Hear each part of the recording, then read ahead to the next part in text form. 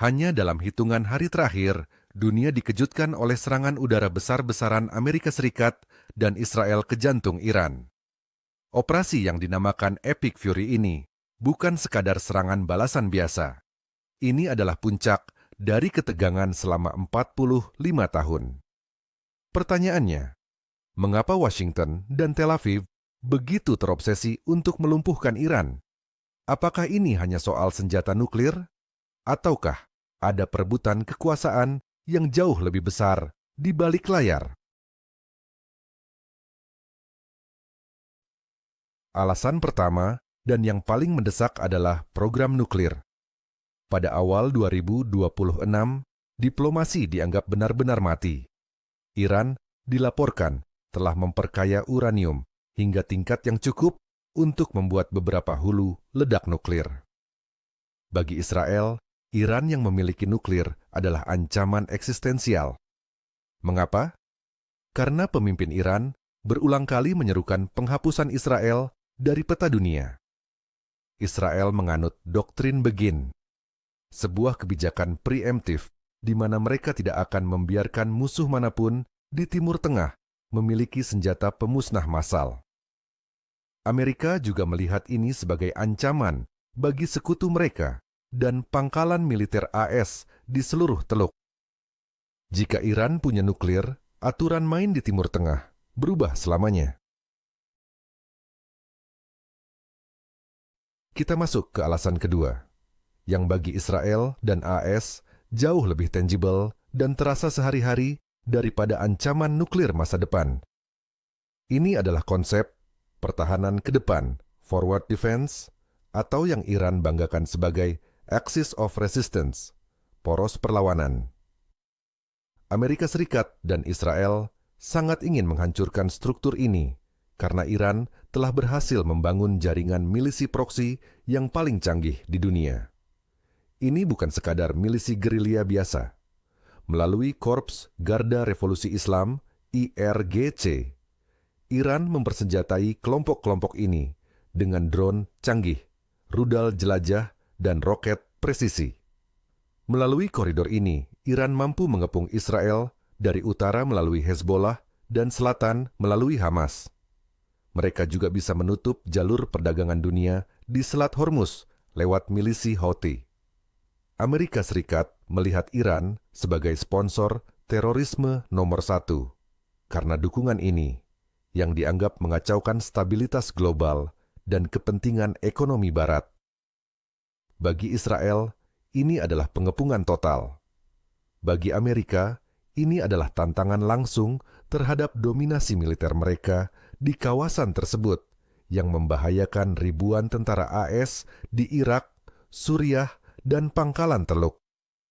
Selama jaringan Axis of Resistance ini masih utuh, AS dan Israel tidak akan pernah merasa aman di Timur Tengah.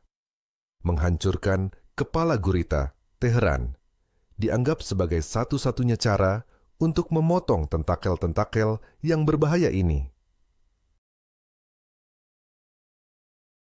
Untuk memahami kebencian yang mendalam ini, kita harus memutar waktu kembali ke tahun 1979. Sebelum tahun itu, Iran adalah sekutu terdekat Amerika di Timur Tengah, sebuah negara sekuler yang dipimpin oleh Syah yang sangat pro-Barat. Namun, revolusi Islam mengubah segalanya dalam semalam. Ini bukan hanya soal militer, tapi ideologi. Sejak revolusi Islam 1979, identitas rezim Iran dibangun di atas dua pilar, anti-Amerika, the Great Satan, dan anti-Israel, the Little Satan. Bagi Amerika, Iran adalah duri dalam daging yang merusak tatanan dunia pimpinan Amerika. Selama sistem pemerintahan di Teheran masih berlandaskan ekspor revolusi, perdamaian jangka panjang hampir mustahil tercapai. Itulah sebabnya narasi regime change atau perubahan rezim kembali menguat di Washington pada tahun 2026.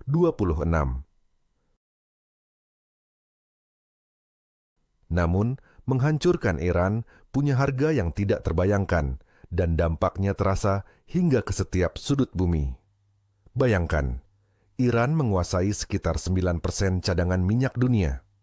Dan lebih dari itu, mereka adalah penjaga gerbang Selat Hormuz, jalur krusial bagi 20% konsumsi minyak global. Jika perang terbuka pecah atau Iran merespons dengan memblokade Selat Hormuz, sebuah ancaman yang sering mereka kumandangkan, dunia akan terjun ke dalam krisis energi yang belum pernah terjadi sebelumnya. Harga minyak akan melonjak, mungkin ke level yang memecahkan rekor. Dan bukan hanya minyak. Gangguan di salah satu wilayah paling vital di dunia ini akan menciptakan gelombang kejut ekonomi.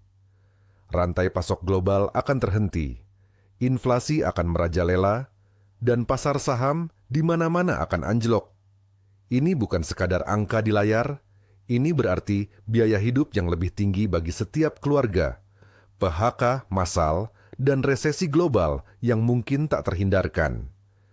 Dunia saat ini menahan napas. Apakah serangan gabungan AS Israel ini akan benar-benar melumpuhkan Iran dan membawa stabilitas yang diharapkan?